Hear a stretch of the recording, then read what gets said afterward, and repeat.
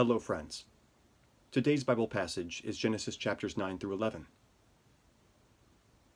Then God blessed Noah and his sons, saying to them, "Be fruitful and multiply and fill the earth. The fear and dread of you will fall upon all the beasts of the earth, and all the birds of the air, upon every creature that moves along the ground, and upon all the fish of the sea. They are given into your hands. Everything that lives and moves will be food for you. Just as I gave you the green plants, I now give you everything. But you must not eat meat that still has its lifeblood in it. And for your lifeblood, I will surely demand an accounting. I will demand an accounting from every animal. And from each man too, I will demand an accounting for the life of his fellow man. Whoever sheds the blood of man, by man shall his blood be shed. For in the image of God has God made man. As for you, be fruitful and multiply. Multiply on the earth and increase upon it."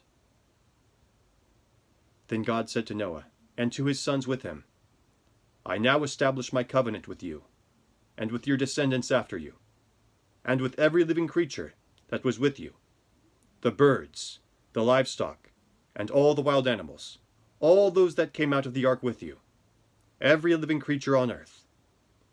I establish my covenant with you. Never again will all life be cut off by the waters of a flood.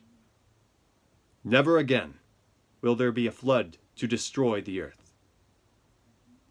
And God said, "This is the sign of the covenant I am making between me and you, and every living creature with you, a covenant for all generations to come.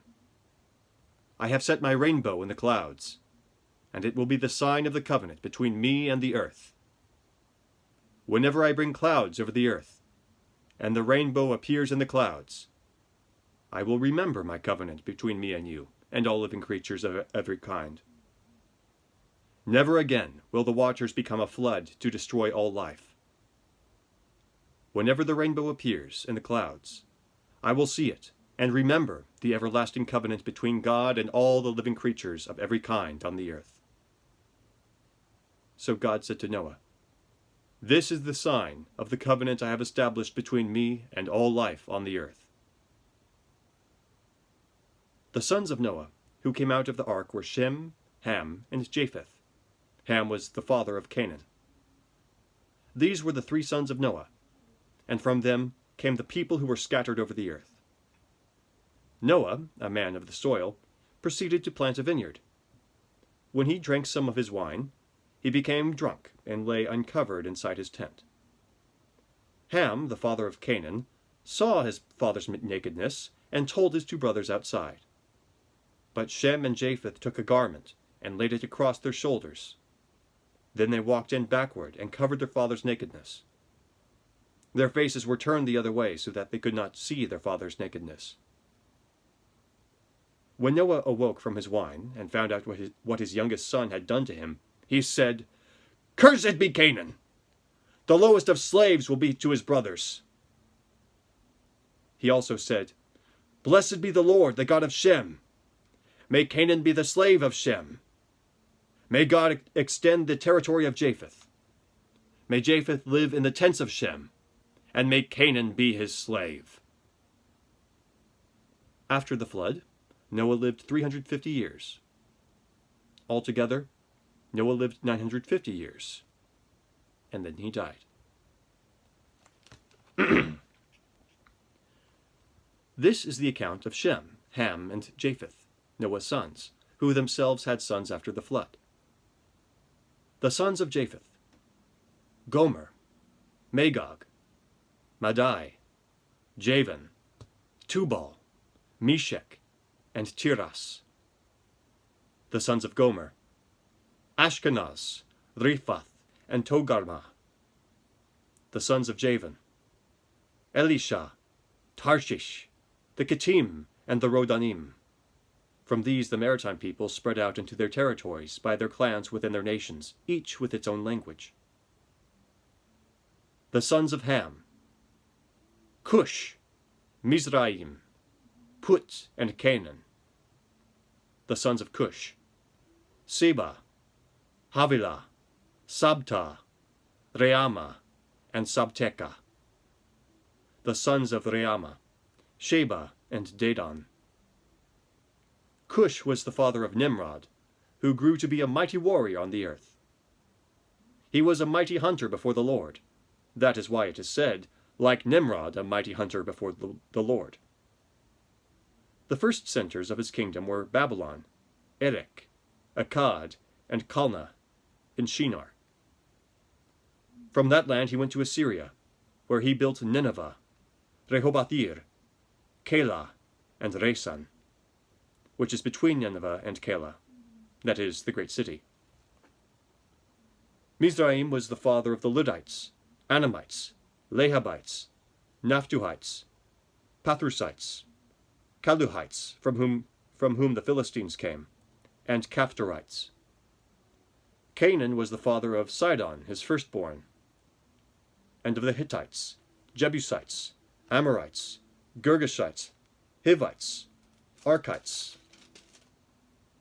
Sinites, Arvadites, Zimrites, and Hamathites.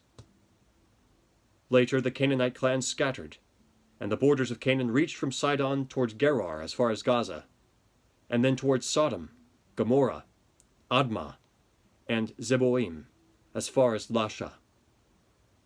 These are the sons of Ham by their clans and languages, in their territories and nations. Sons were also born to Shem, whose older brother was Japheth. Shem was the ancestor of all the sons of Eber. The sons of Shem: Elam, Ashur, Arphaxad, Lud, and Aram. The sons of Aram: Uz, Hul, Gether, and Meshech. Arphaxad was the father of Shelah, and Shelah was the father of Eber. 2 sons were born to Eber. One was named Peleg, because in his time the earth was divided. His brother was named Joktan. Joktan was the father of Almodad, Sheleph, Hazarmaveth, Jerah, Hadoram, Uzal, Diklah, Obal, Abimael, Sheba, Ophir, Havilah, and Jobab. All these were the sons of Joktan. The region where they lived stretched from Misha towards Sephar, in the eastern hill country. These are the sons of Shem, by their clans and languages, in their territories and nations. These are the clans of Noah's sons, according to their lines of descent, within their nations. From these the nations spread out over the earth after the flood. Now the whole world had one language and a common speech. As men moved eastward, they found a plain in Shinar, and settled there. They said to each other, "Come, let's make bricks and bake them thoroughly." They used brick instead of stone, and tar for mortar. Then they said, "Come, let us build ourselves a city, with a tower that reaches to the heavens, so that we may make a name for ourselves and not be scattered over the face of the whole earth." But the Lord came down to see the city and the tower that the men were building. The Lord said, "If as one people speaking the same language they have begun to do this, then nothing they plan to do will be impossible for them.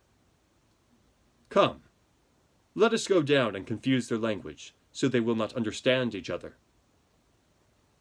So the Lord scattered them from there all over the city, and they stopped building the city. That is why it is called Babel, because there the Lord confused the language of the whole world. From there the Lord scattered them over the face of the whole earth. This is the account of Shem. 2 years after the flood, when Shem was 100 years old, he became the father of Arphaxad. And after he became the father of Arphaxad, Shem lived 500 years and had other sons and daughters. When Arphaxad had lived 35 years, he became the father of Shelah. And after he became the father of Shelah, Arphaxad lived 403 years and had other sons and daughters. When Shelah had lived 30 years, he became the father of Eber. And after he became the father of Eber, Shelah lived 403 years and had other sons and daughters. When Eber had lived 34 years, he became the father of Peleg. And after he became the father of Peleg, Eber lived 430 years and had other sons and daughters. When Peleg had lived 30 years, he became the father of Reu. And after he became the father of Reu, Peleg lived 209 years and had other sons and daughters. When Reu had lived 32 years, he became the father of Serug. And after he became the father of Serug, Reu lived 207 years and had other sons and daughters. When Serug had lived 30 years, he became the father of Nahor. And after he became the father of Nahor, Serug lived 200 years and had other sons and daughters. When Nahor had lived 29 years, he became the father of Terah. And after he became the father of Terah, Nahor lived 119 years and had other sons and daughters. After Terah had lived 70 years, he became the father of Abram, Nahor, and Haran. This is the account of Terah. Terah became the father of Abram, Nahor, and Haran. And Haran became the father of Lot. While his father Terah was still alive, Haran died in Ur of the Chaldeans, in the land of his birth. Abram and Nahor both married. The name of Abram's wife was Sarai, and the name of Nahor's wife was Milcah. She was the daughter of Haran, the father of both Milcah and Iscah. Now Sarai was barren. She had no children. Terah took his son Abram, his grandson Lot, son of Haran, and his daughter-in-law Sarai, the wife of his son Abram. And together they set out from Ur of the Chaldeans to go to Canaan. But when they came to Haran, they settled there. Terah lived 205 years, and he died in Haran. The word of the Lord. Thanks be to God. Have a great day.